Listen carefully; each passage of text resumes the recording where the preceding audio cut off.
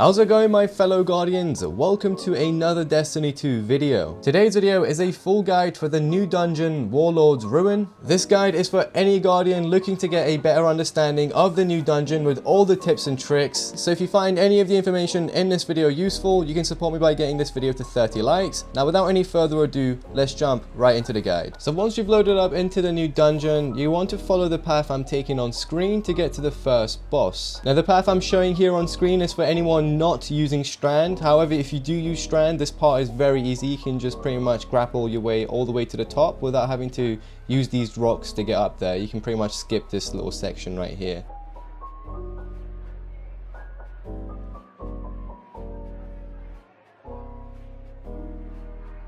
Once you jump your way to this section with the bridge, you'll face some Scorn ads. Now it's entirely optional to fight them or not. You can just run past them and enter the castle without any trouble.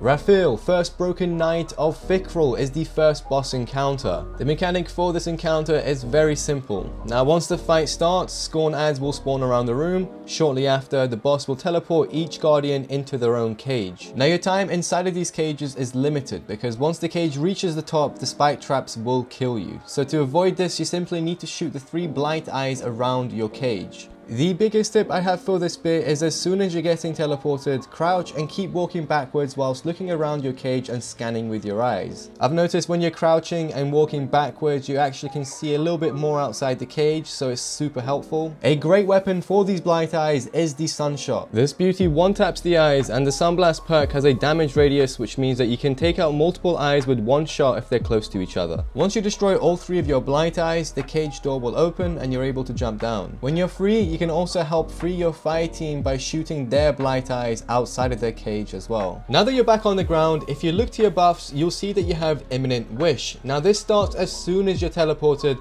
so it's important to get out of these cages as soon as possible. Now the reason for that is once you jump down from your cage, you must step inside of these totems that are around the room until they're cleared within the 30-second timer you get with Imminent Wish. These look like Scorn turrets, but in this dungeon it's used as a mechanic. So this boss will throw multiple of these totems around the room and you must step inside of at least one until the completion sound goes off and you can actually see the totem change. It goes from like being dark to a bluish color. This indicates that the play is cleansed and is finished and you can move on to another one. The more totems you cleanse, the more time you will have for DPS, and once Imminent Wish buff goes away, the boss's shield breaks and DPS begins. As for loadouts, Solar is very powerful this season on all classes, so I recommend Sun Bracers for Warlocks, Pyro Gale or Sinful Seps for Titans, and Celestial Nighthawk or even Star Eater Gathering Storm Hunter. For weapons itself, I suggest using swords, starting with Lament, Bequest if you're activating Surrounded, or Quick Fang, which is a Hunter exclusive sword. This should allow for a easy 2-phase for this boss. Once the first boss Rathil has been defeated, you will be teleported to a prison where you must complete a small puzzle to open the doors. In this room there are 6 switches spread out on the walls. You have to work with your team here to find and shoot 6 switches, as each prison cell has access to different switches. Now shooting the switches once makes them spin counterclockwise, and shooting them another 2 times makes them spin clockwise. Knowing this, now we have to figure out how many of the switches go clockwise and how many go counterclockwise. 2 out of 3 of the prison cells will have a clear view of a skeleton pointing to a tally mark. The skeleton pointing with its right hand means clockwise, and the skeleton pointing with its left hand means counterclockwise. As I previously mentioned, the skeletons each point to a tally mark, so for example on screen you can see I spawn in the prison where the skeleton is pointing with its right hand with the tally number 2. Therefore 2 of the switches must be activated as clockwise, and with the process of elimination we must make the other 4 switches counterclockwise. Communication is key here. In this run I told my teammates I'll activate my 2 switches to clockwise and they can make theirs counterclockwise. This makes it for a smooth clear. Once the 6 switches are set, you will need to shoot the lever which will open the doors if the input was correct. After you are free from the cells, grab your loot and follow the path on screen to the next encounter. This path will lead you through a maze with spike traps and Scorn ads, and my tip for navigating through this maze is to always head towards the traps as they lead you out of the maze. Now there may be one of the trap that leads to a dead end but the others shouldn't, so just simply head towards all of the traps and avoid them and you should be out of the maze.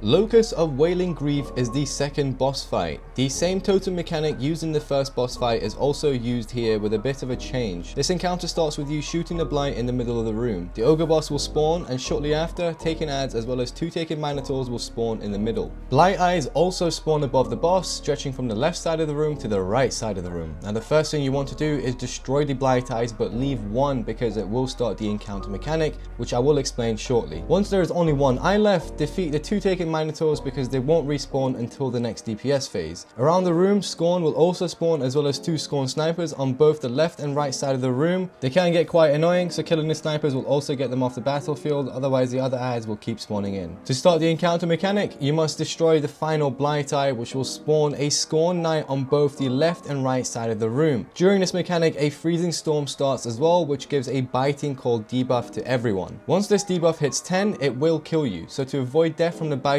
cold, you must stand near the torches, which can be found alongside the back wall of the castle. The torches will give you shelter from the storm and remove your debuff. You will also notice that you have a 30-second imminent wish timer again, which is the time you are given to clear this mechanic. The objective here is to cleanse the totems like we did in the first encounter, and to do this you must head to the left and right side of the room and defeat the Scorn Knights, which will drop a totem on their death. I suggest the team splits up here, and before you nuke the knights, get them low and bait them near a torch, and in that time they should throw down another totem. Once the totem is thrown down, you must stand inside and cleanse them once again. Keep refreshing biting cold to avoid death, and also be mindful of the imminent wish timer, as once that ends the totems will disappear. For each successfully cleansed totem, you will receive a solo charge, and they will spawn once imminent wish runs out by the starting point of this encounter. To break the boss's shield and to start DPS, you're going to need 4 solo charges, hence why we're not killing the Scorn Knights right away. The objective now is to deposit each of the solo charges at the 4 braziers you can find around the boss. Before doing so, destroy the blight eyes and leave a single one again to make it easier when you're depositing the charges.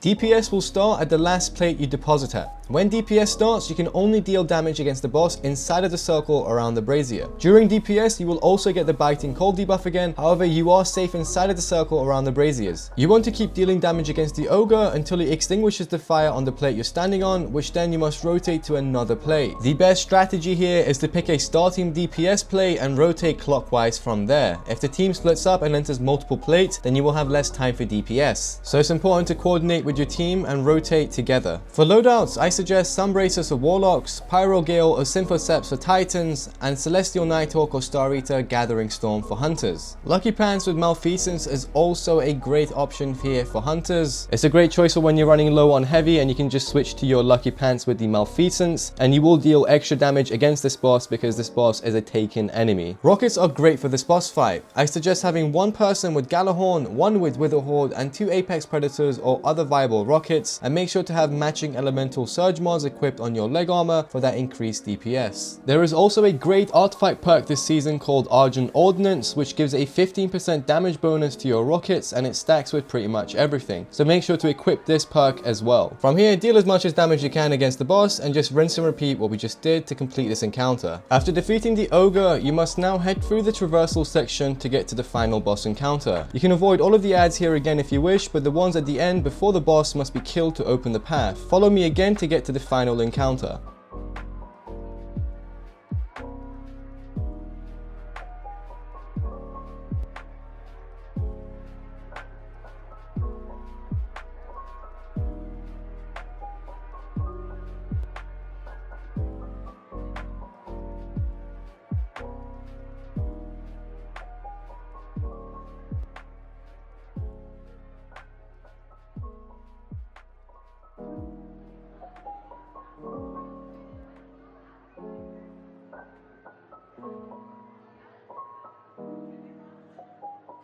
When you reach this section of the Traversal, and if you want to do something funny, then throw on Strand, and if you time your grapple on the right rock that's orbiting this blight, then you can get a free ride all the way to the top. This will definitely make your fire team giggle a little bit.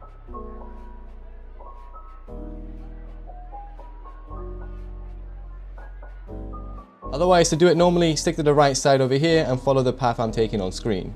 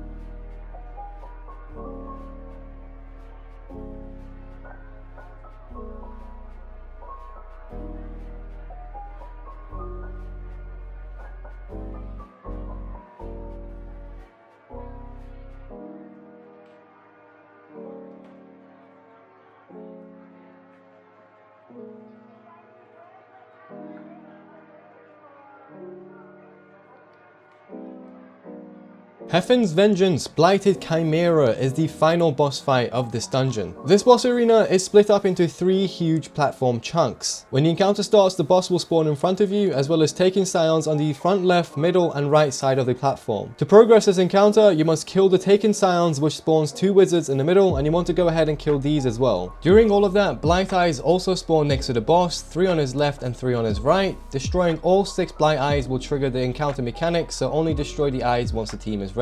Before I explain the encounter mechanic, you should also be mindful of the taken blights that spawn around the platform. You can destroy these by shooting them, but they will respawn, so it's often best to focus on the objective to clear the platform and move on to the next. So once all the 6 eyes have been destroyed, the imminent wish timer starts, and once again you're given 30 seconds to kill the Scorn Knights and cleanse the totems he drops. Here the Knight will spawn on the left and right side of the platform, so it's best if the team splits up to cover more ground. You can go ahead and nuke the Knight or wait for them to drop another totem. Once the imminent wish timer runs out, you get a miniature DPS phase, and the DPS window is based on how many totems you captured. So you get 6 seconds for 1 totem, going up to a max of 15 seconds. Whilst you're cleansing the totems, you will get the debuff Hex of Vengeful Corruption, and if the timer hits 0, you will die. To remove this debuff, you must melee the Corrupted Scorn Warrior, which spawns shortly after defeating the Knight. You have to melee the Scorn Warrior before the timer runs out. Now for each Guardian, there will be a Scorn Warrior, which means each Guardian must find and melee their own warrior to remove this debuff. Just keep in mind, if they hit you back, then they will reapply the debuff on you again. You don't have to worry about them for too long because they do eventually die when the imminent wish time hits 7 seconds. After the totems have been cleansed and the debuffs have been removed, the best strategy is to jump up to the next platform to do DPS. This is a really safe spot to deal consistent damage against the boss. During the miniature DPS phase, you must deal enough damage to remove the boss's blinking health segment to progress to the next platform. Once DPS ends, the boss will teleport to the next platform, assuming you did enough damage. You can jump back down to the first platform to kill the remaining ads and pick up any orbs as well as ammo. You will need to clear 3 platforms, which then you're given access to 3 more DPS platforms at the very top. Now when you're on the 3rd platform, the best place to deal damage against the boss is on the plate you see here on screen. It's important to know that once you remove the blinking health segment on the boss and DPS ends, you will enter the extra DPS phases immediately due to the platform you're standing on.